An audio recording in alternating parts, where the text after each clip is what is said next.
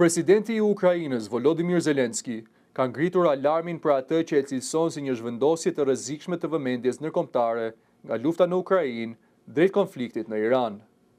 Në një intervistë për CNN, Zelensky u shpreh qartë se përpjekjet për t'i dhënë fund luftës në vendin e tij nuk mund të shtyhen në pritje të zhvillimeve në linjën e mesme.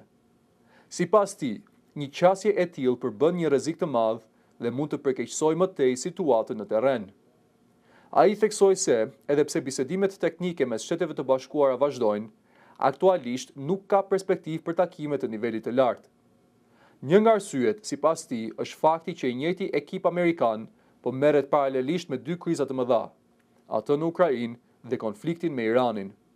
Zelensky paralajmëroi se Ukraina nuk duhet të lihet për më vonë, duke kujtuar se vendi është në një krizë të thellë dhe ka nevojë urgjente për mbështetje të vazhdueshme ndërkombëtare. Ai ngriti shqetësimin edhe për ndikimin e drejtpërdrejtë që lufta në Iran po ka në furnizimet ushtarake për Ukrainën.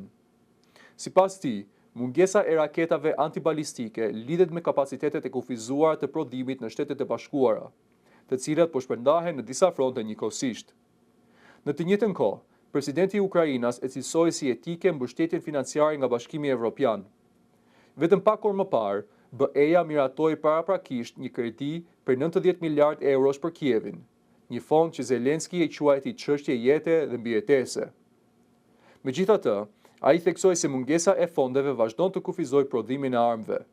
Si shembull, ai përmendi prodhimin e interceptorëve të dronëve. Aktualisht, Ukraina prodhon rreth 1100 në ditë, ndërsa kapaciteti real është dyfishme i lartë, por nuk shfrytëzohet për shkak të mungesës së financimit.